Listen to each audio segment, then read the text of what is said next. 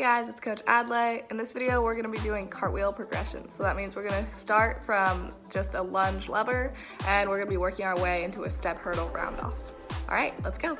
All right, to start working on our cartwheel, first thing we're gonna do is just make sure that our lunge and our lever into our cartwheel is really solid. To practice our lunge, just like with our handstands, we need to make sure that we're trying to flatten our back, lean forward, make sure our front leg is bent, our back leg is straight, our arms are up, and our shoulders are pushed forward. Now that we've done that, we're gonna practice our lever, which means that we're trying to keep a straight body, and we can practice turning our hands the way that they should be going when we were doing the cartwheel. So for me, my right leg is in front, so that means that my hands are gonna point toward my right leg. If my left leg is in front, my hands are gonna point to the left. I want you guys to practice this a few times. Make sure that you're checking your lunge, lifting in a straight body, turning your hands, holding, and coming back down. Then try it with your other leg in front. This one might be a little weird, but it'll really help you get your bad side cartwheels. So lean forward, fix your lunge, and hold. All right, now that we've practiced that, we're gonna work on our cartwheels on both sides. All right, our cartwheels should start the same way. We work on a nice lunge, lift into a lever, and then add a cartwheel. Make sure that your ending lunge is just as nice as your first lunge. What I want you guys to do now is work on your bad side cartwheels. For me, that's my left leg in front. I'm making sure that my back is nice and straight, my arms are up. Make sure you're paying just as much attention to your lunge and your bad side as you do on your good side.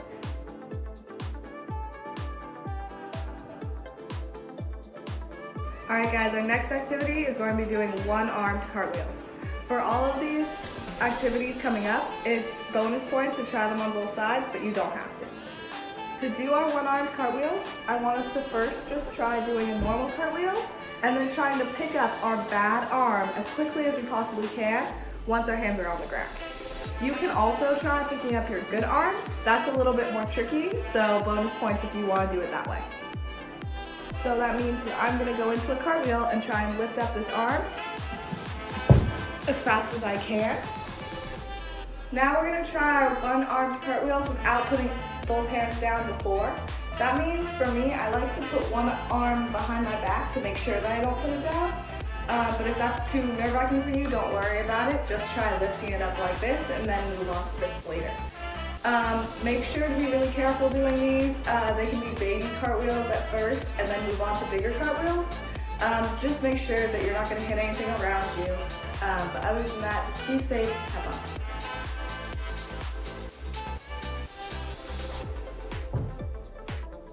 All right, now we're gonna go back to using two hands in our cartwheel and we're gonna work on our cartwheel step togethers.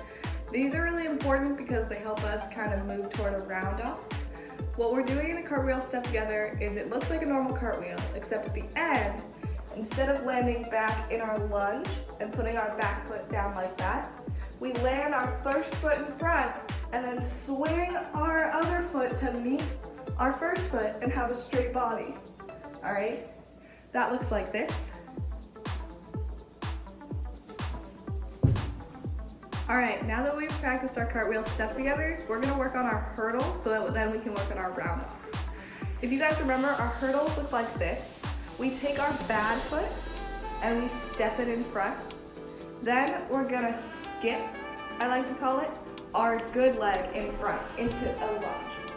All right, so one more time. This is a step skip hurdle, or I like to call it. All right, bad foot steps in front, and we swing our front leg in front to get it into a lunge. And you can kind of see how that would lead into a cartwheel. All right, next we're gonna work on our round off. Before we work on these, I wanna make sure we all understand the position that a round off should end in. All right, this is the same position that a back handspring starts. All right, so I think the best way to practice this position is by using a wall. So since the position is pretty much like you're sitting in a chair, wall sits are a great way to get better at this position. Just remember that in real life, you're gonna wanna be leaning backward. And so if you're ending your round off, falling backward, that's actually a good thing. It's called rebounding, and it's gonna be really good for your back handspring out of your round off limit. So what I want you guys to do is start your feet a little bit away from the wall. Remember, it can be a little bit farther than a normal wall sit just because we want to be falling backward a little bit. Have your arms up and push your back against the wall. Try and hold that to practice before we start doing our round off. All right, we're gonna now work on our round offs. I would like it if you guys try to do your round offs outside instead of inside, because if you're doing it right, it might make a noise when you hit the ground, and that can like move the floor, and maybe if you have like a vase or something on it, that might be bad. Today when we do our round off, we're gonna work on our hurdle into it too, since we already practiced that. That means that I'm stepping and skipping, and then I'm gonna go into it, all right? Don't forget your ending